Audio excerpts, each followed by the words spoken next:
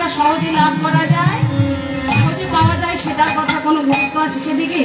দূর, ওটা তো হাতের কাছে, এমনি করে হাত বাড়ালে পেয়ে যাও। কিন্তু যেটা পাওয়া যায় না সেটার জন্য আগে থেকেই চিন্তা। ঠিক তাই ভগবান যদি এত সহজে কাউকে কৃপা করতেন, দর্শন দিতেন, তাহলে ভগবানের জন্য এই জগৎ সংসারে কেউ কাঁদত না, ভগবানের ভগবানত্ব বিলীন হয়ে যেত। তাই ভগবান ভাবলেন যে একটু যাও না, জগৎ সংসারে গিয়ে এত বাধা, এত দ্বিধা দ্বন্দ্ব, এত কিছুকে উপেক্ষা করে যদি তোমরা আমায় স্মরণ করতে পারো, মায়া, কাম, কামনা, বাসনা, অহংকার এসবকে পেরিয়ে যদি আমার চরণ পর্যন্ত তোমরা পৌঁছাতে পারো, তবেই তোমাদের ধন্য জন্ম। আজকে দেখো এমনি করে সখাগণ এসে খেলায় মেতে আছে, কৃষ্ণ নেই, ভগবান নেই। কে বললো? এবার শ্রীরাম সকাল উড়ে গেছে, দাদা দাদা।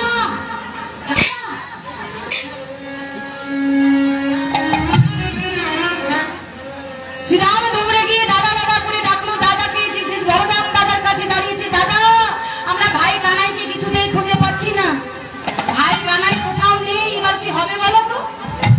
বলরাম দাদা যখন লক্ষ্য করে দেখলো ভুল আমারই হয়ে গেছে, নিশ্চয়ই আমাদের কোথাও ভুল হয়েছে। কি ভুল?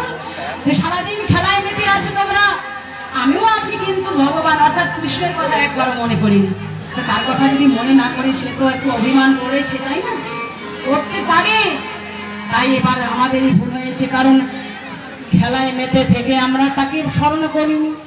আর সারাদিনটা বয়ে গেল, ক্ষমা শোনো, সারাদিন বয়ে গেল, একবার আমি কৃষ্ণকে মনে করিনি, ভাই কানাইয়ার কথা মনে করিনি। ভাবুন তো কি বললো, সারাদিন। ভাবুন বলছিস তোমার সারাদিন দাদা, কিন্তু বিচার করি দেখো আমার সারাটা জন্ম বয়ে গেল, আমাদের সারা জন্ম বয়ে গেল। সংসার গোচারণের খেলায় মেতে আছি, কিন্তু ভাই কানাই অর্থাৎ ভগবানের কথা সারা জন্ম ভুলে আছি।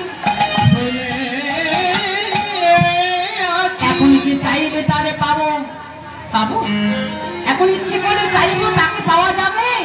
সারা জন্ম সুখের সাগরে ভেসে ভেসে তাকে ভুলেছিলাম, এখন আমাদের অবশ্যই তার জন্য আরাধনা করতে হবে। বলরাম দাদা তাই বললো, ভাই সারাদিন ভুলে গেছি, আমার ভাই বড় অভিমানী, তাকে ডাকার মতো ডাকলে অবশ্যই কৃপা হবে, তাই তাকে ডাকার মতো ডাকতে হবে। অভিমান রাখালো সকল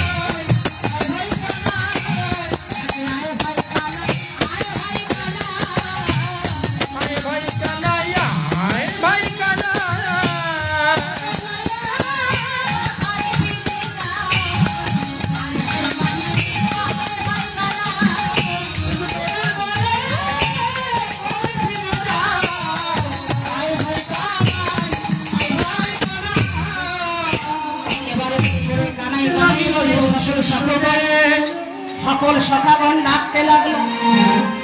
এবার যখন আকুল হয়ে সকল রাখালগণ ডেকেছে, ওই ডাক শুনে ভগবান আর সইতে পারলো না। কেন? ভক্ত যদি ডাকে এমনি করে ডাকে না বাবা, ভক্ত তার ভক্তি মিশ্রিত গান যদি একবার ডাকে ভগবান সইতে পারে না। হম কৃষ্ণামি বৈকুণ্ঠে যদি নামরি দয়া নাচ মদ ভক্ত যত্র গায়ন ভক্ত যদি ডাকে ভগবান বৈকুণ্ঠেও ডাকতে পারে না। তাই যখন ডাকার মতো ডাকলো, এবার সইতে পারলো না। কারণ আকুল হয়ে ডাকলে পরে ভগবান বুঝতে পারে কোন ডাকে সাড়া দিতে হবে। হ্যাঁ, ভীম নিজের মাথার উপর 80 মণ ওজনের গদাটা ছুঁড়ে দিয়ে কৃষ্ণ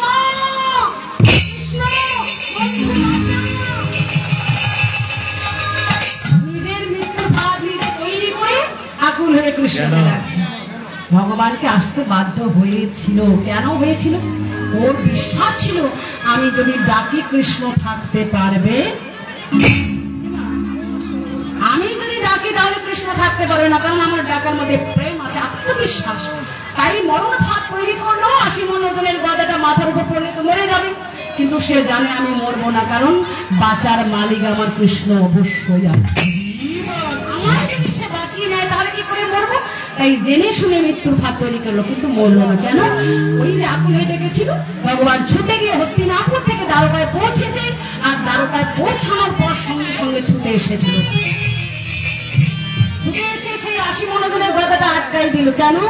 যে কুরুক্ষেত্রে যুদ্ধ হবে, দ্রৌপদীর সেই কেশরাশি বন্ধন করতে হবে, বুক পান মানে দুর্যোধনের বুক চিরে, দুঃশাসনের বুক চিরে যে রক্ত পান করার একটা প্রতিজ্ঞা করেছে। এত কিছু প্রতিজ্ঞা, এসব কি হবে ভীম যদি মরে যায়? তাই দেখো ভীম ডেকেছিল বলে ভগবান ছুটে আসলো, কারণ ভালোবেসে ডেকেছিল। ভালোবেসে ডেকেছিল। মাকে বলেছিল, মা আমি সব থেকে বড় জিনিসটা তোমায় দেবো, যদি তুমি চাও, বলো কি চাও। মা বলেছো আর কিছু নেই, তুই শুধু খেতেই পারিস, শুধু খেতেই পারিস, আর কিছু করতে পারিস না। বলছে কিছু চান না, দেখো আমি করতে পারি কিনা। বলছে হ্যাঁ, তাহলে তুই আমায় কৃষ্ণ এনে মিলাই দে। আর কৃষ্ণকে এনে দে। মা জানে যে এখনই কৃষ্ণ মানে কিছুক্ষণ আগে চলে গেছে, হস্তিনাপুর ত্যাগ করে দ্বারকায় আসবে না বলেছে। এখন বলছে মা তুমি সব থেকে সহজ জিনিসটা চাইলে, যেটা খুব সহজে পাওয়া যায় সেটাই চাইলে। মা তো একেবারে রেডিমেড আগুন। হ্যাঁ রে, কি বলিস? যে কৃষ্ণ চরণ চাইতে গেলে পাইতে গেলে সাধনা করতে হয়, জনম জনম যোগ যোগ। আর তাকে কিনা তুই সহজ বলছিস? এনে আগে দেখাই দে কৃষ্ণকে। তারপর ভীম তখন বললো, দেখো মা আমি তোমাকে কৃষ্ণ এক করে এনে দিচ্ছি। দেখো কি প্রেম, কি ভক্তি, কি ভরসা ভক্তের ভগবানের প্রতি। তাই ওই 80 মণ ওজনের গদাটা ছুঁড়ে দিল আর ভগবানকে আকুল হয়ে ডাকলো। ভগবান ভক্তের রক্ষার্থে ছুটে এসে দাঁড়ান। তাই সখাগণ তেমনি করে আকুল হয়ে যাচ্ছে, কানাই একবার আয় ভাই কানাই, কানাই কানাই বলে যখন ডেকেছে, দেখো শুনে তখন